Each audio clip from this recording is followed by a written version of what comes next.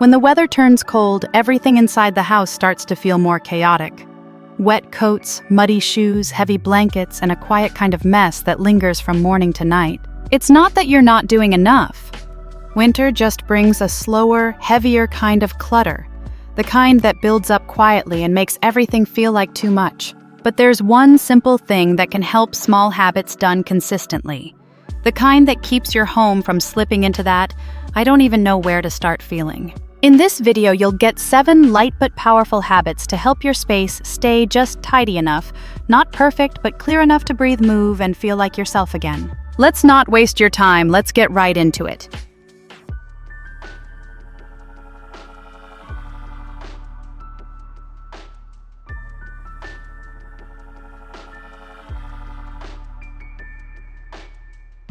Now let's start with habit 1, declutter as you go. Clutter doesn't usually arrive all at once. It builds slowly, a stretched-out shirt you no longer wear, a chipped cup pushed to the back of the shelf, socks with no match that you keep just in case. And because it doesn't scream for attention, we ignore it. Until one day, every drawer sticks. Every shelf is full, and cleaning takes twice as long because you're moving things you don't even like anymore. That's why this habit matters. Don't wait. Let things go as soon as you know they're done serving you. You're folding laundry and find a shirt that's too tight. Don't refold it, set it aside to donate. You open the drawer and a tea towel is full of holes, toss it or cut it up for rags right then. Your child just sized up in shoes, bag the old ones, now don't let them sit for weeks.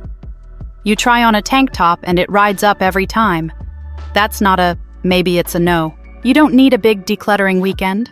You just need small, honest decisions made in the moment. Because if you deal with clutter while you're living life, you don't have to fight it later. And if you're standing in a messy room right now, not even sure where to begin, the next video will walk through exactly that. A calm, step-by-step reset that helps you clear the chaos without the pressure. Subscribe so you don't miss now. Back to today's content.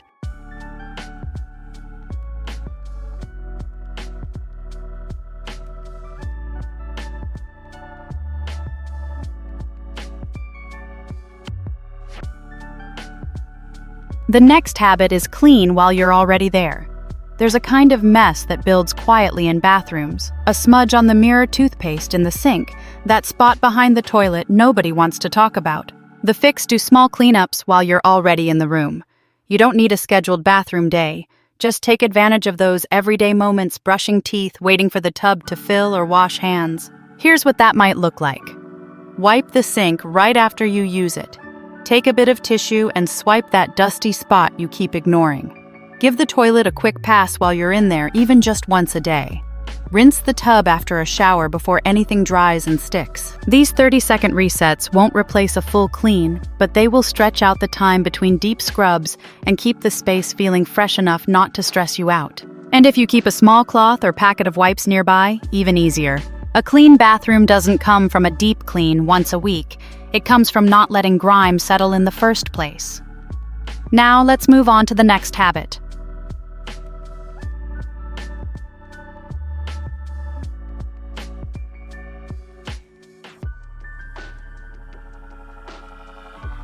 Habit 3 is reset the kitchen every time you use it. Most of us wait until the end of the day to clean the kitchen. But by that time, it's already a disaster: stacked dishes, sticky counters, crumbs underfoot, and no energy left to deal with any of it. What works better and feels lighter is this: do a tiny reset every time you walk away. After breakfast, after lunch, even just after making tea. You're not deep cleaning, just enough to keep things from building up. Clear the counters, wipe down surfaces, do a fast sweep if crumbs are everywhere. Rinse or load the dishes right away. The goal isn't spotless, it's this: so the next time you walk in, you're not starting from a mess. You're picking up where you left off in a space that's ready to support you, not drain you. Cleaning up little by little means less clutter next time you cook. Now let's move on to the next habit.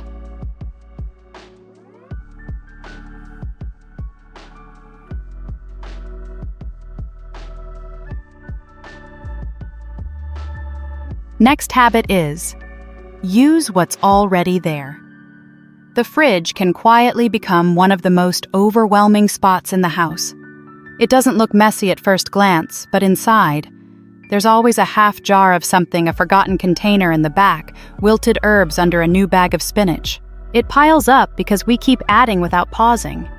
New groceries go on top of old ones, and eventually you stop knowing what's usable and what's past its time. That's why this habit helps so much. Once or twice a week, have a use-it-up reset. Choose a shelf, a drawer, or just one category, like leftovers or produce, and build a meal around whatever needs to go. Make a big soup, a mixed stir-fry, a clean-out-the-fridge pasta night. If something is spoiled, let it go. And if you accidentally make too much, package the extras into portions right away, either to freeze, give away, or make tomorrow's lunch easier. This kind of reset isn't just good for your fridge. It gives you clarity. It makes meal planning easier. And it keeps your kitchen from becoming a graveyard of good intentions. Clearing space in your fridge makes room for better choices and a calmer kitchen. Now let's move on to the next habit.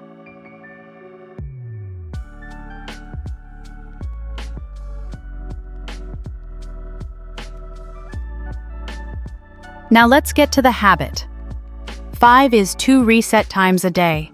One of the most frustrating things is cleaning something and then watching it unravel an hour later. You tidy the living room in the morning, by lunch it's a disaster again. You wipe the counters, but by dinner there's crumbs, cups, wrappers, and you feel like you're back at square one. That's what makes home care feel exhausting. Not the effort itself, but the sense that it never stays done. Here's a habit that breaks that cycle. Set 2 reset points in your day, one midday, one in the evening. They don't have to be formal, just consistent enough to stop the buildup. After lunch, quick sweep through the high traffic areas. Before bed, light reset so the morning doesn't start with chaos. It might take 10-15 minutes. Toys back in bins. Throw blankets folded. Dishes rinsed or loaded. Counters wiped. Floors cleared of clutter. Even if the mess returns, you're staying ahead of it, and that's the real win. Because when the space resets, you reset with it. You don't wake up defeated. You don't spend your whole afternoon catching up. These 2 checkpoints turn endless maintenance into something you can actually manage. Now let's move on to the next habit.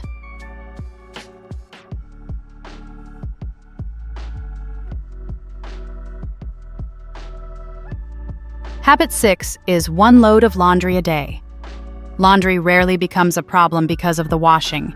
It's everything that comes after the half-dry load forgotten in the machine, the basket that sits unfolded for days, or the sudden pile-up that sneaks in after just a few skipped days. That's why this simple habit makes such a difference. It's just 1 load a day, that's it. 1 cycle start to finish. It could be towels today, darks tomorrow, sheets the next. And depending on your household size, even 1 load every other day might be enough. But the key is consistency, so that laundry never gets to that mental, "I need a whole afternoon" stage. Here's a rhythm that helps. Morning, start the washer. Evening, move it to the dryer. Next morning, fold or sort while the coffee brews. And no, it doesn't need to be perfectly folded or color-coded. The goal is no piles sitting in corners, no stress when someone needs something clean. If you don't finish the folding, that's okay. Even just clean, sorted clothes in baskets is miles better than laundry exploding across the house. A little rhythm keeps it flowing, so laundry never becomes a weekend project you dread. E-stem. You just need a rhythm that doesn't stop. Now let's move on to the next habit.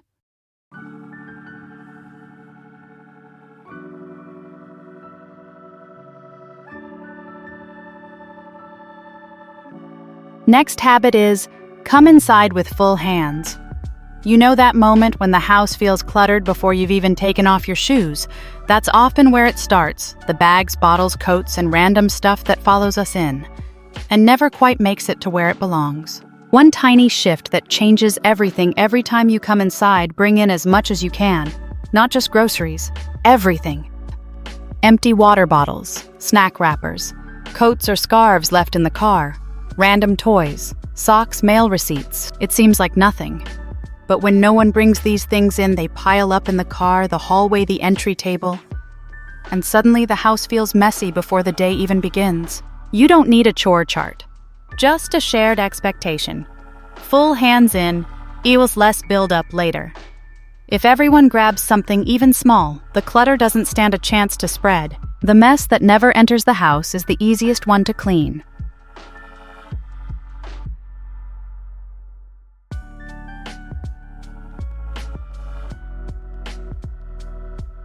Habit 8 is put things all the way back. Most clutter doesn't come from big, dramatic messes. It comes from tiny moments where we stop halfway. We walk in the door, set the bag down just for now. We fold the laundry but leave the basket sitting in the hallway. We take something out, use it, and place it near where it belongs, but not quite. And it makes sense. You're busy. You've got other things on your mind. But here's what happens. Every unfinished action leaves behind visual noise. One item left out. No problem. 5 still manageable. But after a full day of I'll do it later, the whole house feels heavy and it's hard to even know where to begin. That's why this habit is so powerful. Whenever you're done with something, take the extra few seconds to fully put it away. Not halfway, not tomorrow, right then. Don't toss your coat on the chair, hang it up now. Don't leave the lunchbox on the counter, rinse it and put it where it goes. Don't push the drawer halfway in, close it fully. You're not being strict. You're being kind to your future self. Because when everything is where it belongs, your home doesn't have to work against you. It supports you. You can think more clearly, you move more freely, and tidying becomes something you barely need to do. The little step you finish now is one less thing pulling on your energy later.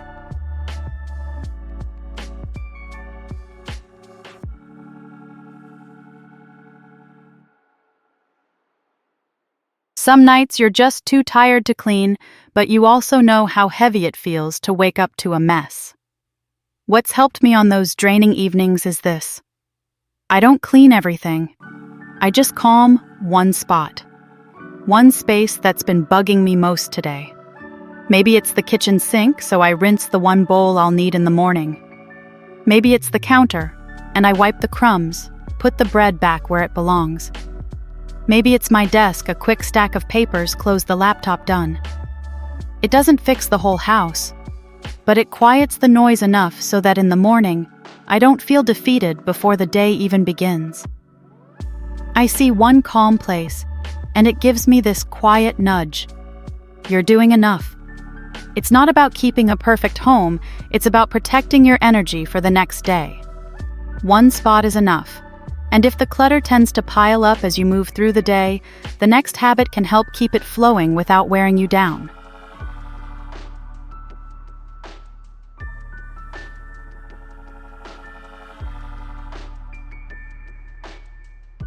There was a stretch of time when I felt like all I did was walk stuff around a toy left downstairs, socks in the hallway, someone's hoodie tossed over a chair.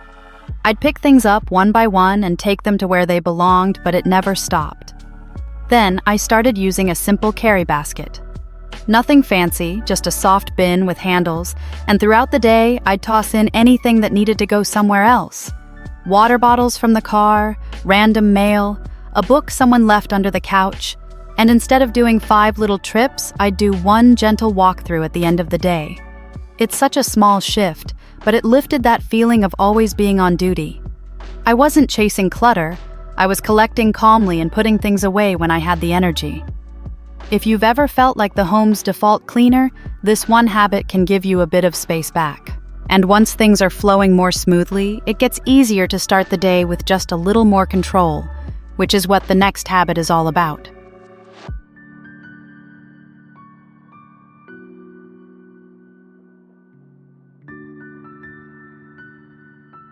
Some mornings feel heavy before you've even had coffee, like the mess grew overnight while you slept. The kitchen's a little sticky. The couch is buried under blankets, and there's that same pile on the table you've been ignoring for days. That's why I started doing just one thing when I wake up. I pick a single spot to clear. Not the whole house, not even a whole room. Just one surface that makes me feel a little more in control. Sometimes it's the kitchen counter. I'll put away whatever's out and wipe it down before breakfast. Other days it's the entry bench clearing bags and jackets so I don't trip on the way out. It's never perfect, and that's not the point. It's about creating one space that feels like it's holding me, not pushing against me. When even just one corner of your home is tidy first thing, it sends a message to your brain: we're not behind. We're just starting small. And small is enough. Keeping your home tidy isn't always easy, especially when it feels like you're trying so hard and the mess still comes back. But sometimes it's not about doing more. It's about doing things differently, just a little bit at a time in ways that fit into your real life. If one of these habits felt doable today, start there. Just one small shift. That's enough. You don't need to overhaul your whole routine. You just need one gentle change to feel a bit more in control. Remember, the goal isn't perfection. The goal is to build rhythms that make life feel lighter. And if you're standing in a messy room right now, not even sure where to begin, the next video will walk through exactly that. A calm, step-by-step reset that helps you clear the chaos without the pressure. I'll meet you there.